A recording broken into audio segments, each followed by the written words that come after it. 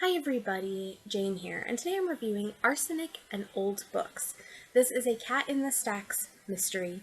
It is not the first in the series, but it is the first I have personally read.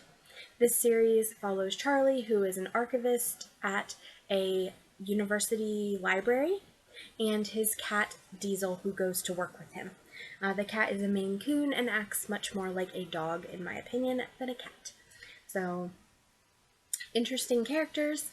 In this particular story, Charlie is given diaries that are supposed to date back to the Civil War, and the person giving them to him, or to the university more accurately, believes that once they are open to the public, they will help her son's political aspirations. So Charlie is kind of given these to preserve and then to make available to the university. In particular, there are two people who really want to see these documents. One is a teacher at the university, and the other is a journalist. At some point in the story, the teacher who was interested in seeing them is murdered, and they have to figure out, why.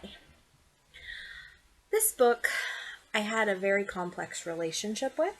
I ended up giving it a 3 out of 5. I came close to DNFing it in the start, then it came close to being a 4, and then it ended up just being a 3.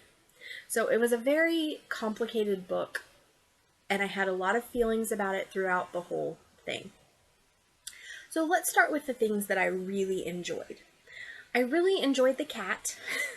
I think he is absolutely the best part of the book. I also really enjoyed a lot of the mystery. Once we got into the book, the mystery was strong. There's a secondary mystery in the diaries, and I really enjoyed that one, I think, even more than the main mystery, because it is more of context in the book than actual investigative work.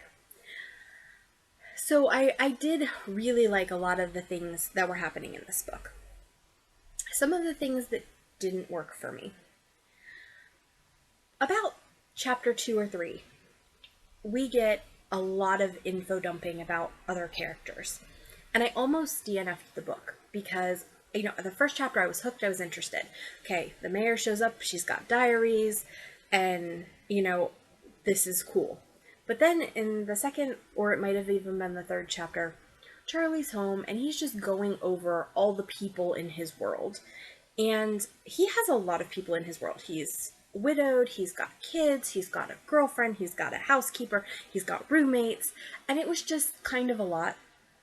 And a lot of those people did not play an important role in this book, so I didn't really see the need to know about them. Maybe I would have cared more had I read other books in the series, but I just kind of was like, why are you telling me this? I don't care. Also, the teacher lady, she's pretty awful. And I know that a lot of times in traditional mystery stories, the person who's killed is supposed to be awful, so that there's a lot of people who want to kill them. But I just didn't like the way she was done. And I felt like her being awful was at times less about her as a person and more about, she was in women's studies or feminist studies, and I felt like there was a little bit of misogyny there from the character who is a male being like, she's in women's studies and wants to do this. And I don't think that was intended because, the author of this is a female. If the author had been a male, I think I would have been even more annoyed by it. But just something about the tone or the way it was presented really bothered me because I felt like they were almost undermining her choice of what she was studying. And they didn't necessarily undermine the importance of women in history or women in the Civil War. That was not undermined, but I just felt like her teaching and the class she was teaching was a little bit. So I kind of, just a lot of things that didn't sit right with me in the early part of the book. Then we got into the mystery, and it was good. I was really interested. There are times where we get to read snippets of the diary, and I like that because it was perfectly balanced. Sometimes when you have like a diary within a mystery book, or, two mysteries going on, the balance isn't there. I've read a couple where we seem to spend way too much time in the diary, and it doesn't work when you do that. But this was perfectly balanced. I had just enough of the diary. I knew what was going on. I was interested. I was fascinated. But it wasn't so much that it overtook the main plot of this book. It's the things that, Charlie's reading and looking at, and there are times he's just like, oh, this. And so he did summarize some of it, which was good. So we don't get to read the entire diary. We just get to read the diary entries that matter in the context of the things that Charlie thinks he's looking for. So I really had a good time then from about chapter 3 or 4, once we got past the info dumping and once the teacher lady was not a problem. And I really started enjoying myself. And then we got to the ending. So I had a couple problems with the ending of this. And I'm going to try to explain them without spoiling anything. I don't think these fall into spoiler territory because it's the method that the ending was delivered in, not the specific whodunit. I didn't really like the whodunit answers either, but my biggest issue was not whodunit, but how it was delivered. So in a lot of cozy mysteries, kind of the trope we have is at the end of the book, the person investigating ends up one-on-one with the killer. They realize it's the killer, and the killer tries to kill them. And I kind of was expecting that in this book too, because on the back it says, Charlie must discover why the diaries were worth killing for before he too reaches his final chapter.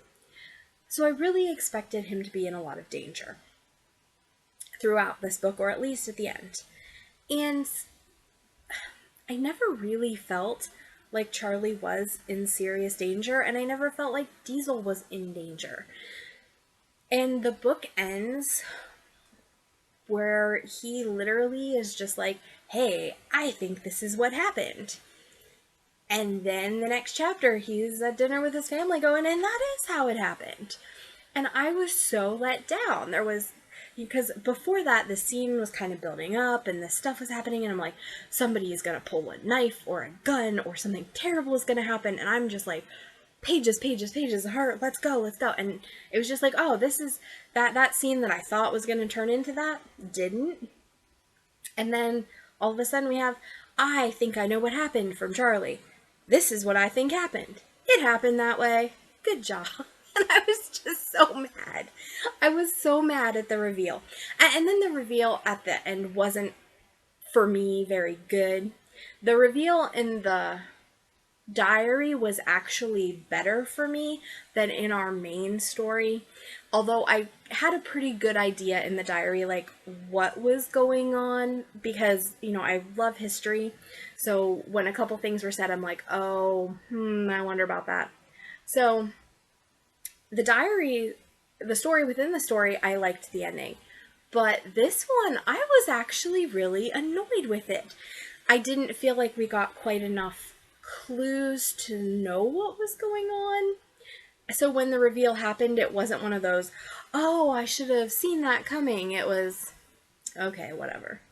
So, but the big thing for me again was how the reveal in the end worked. There was no big standoff. It was just, I think this is how it's happening. Oh, yeah, it did. So I was really mad at this book. I really am struggling with whether I want to read any more in this series, because I like the general premise of the archivist, and him solving the mystery. I love the cat. I think I can get past the weird too many characters issue, and especially because now that I've read it, I kind of know who the characters are. But I don't know if the other books have kind of such a disappointing ending, if it's just like, oh, here's what happened, and that's how it goes. I'm afraid if I read more, I'm going to be really disappointed, because, like I said, I almost DNF'd it in the beginning, and then it got so good. It got so good that it could have been a 4. It could have been a 4 out of 5. So for me, my rating system, a 3-star is an average book. It's fine. It's one I'm probably never going to think about again. It did its job. It was fine, but it didn't do anything special. I tend to give 4s to books I really like. I really have a good time with books that did something special. And about, as we're getting through to until about the last quarter of this book had gone from a potential DNF to a potential 4. And then the end happened, and I was so disappointed, and I was like, I don't even know what to rate this. I ended up settling for a 3 because I do think this book has some really good things in it. I think it is well done to a point, but at the end of the day, the ending really, really let me down. And it is a book that, I can't really recommend because I was very disappointed in it. So, let me ask this. If you have read other books in the series, are they all kind of like this in that it's a more casual letdown, that there's not a lot of danger, or was this just one book in the series that just didn't do a very good job? Because it's so hard to judge a whole series based on one book. Sometimes a book fails, and that is like the book in the series that just kind of sucks. Or sometimes it's like, no, if you didn't like this, you probably aren't going to like the other books in the series.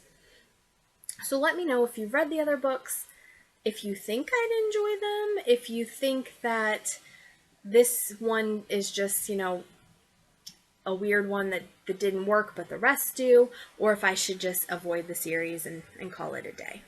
I definitely don't have plans to read any more of these anytime in the super near future. I've got way too many other books that I'm really eager to read. Also, I will be unhauling this book because I've read it. It was a good time, but I have no intention of reading it ever again. Alright guys, this has been Jane. Please subscribe to my channel if you're not already subscribed. Like the video if you enjoyed it. Also, a reminder, I'm an author. I write romance. One of those romances does have a mystery subplot in it, but typically just romance. My links to my books are below. You can find my books on Smashwords, Kobo, Overdrive, Barnes & Noble, Audible. Basically anywhere books are sold will have some of my books. So feel free to check me out. I am in Kindle Unlimited. If you're part of the program and would like to read for free, feel free to give me a try. As I said, Audible, so if you have credits and would like to read for free, that's an option too. And also, as I mentioned, Overdrive. Many libraries have Overdrive, and you may be able to get books through Overdrive at your library if that is a program they are participating in. This has been Jane. I'll talk to you next time. Bye.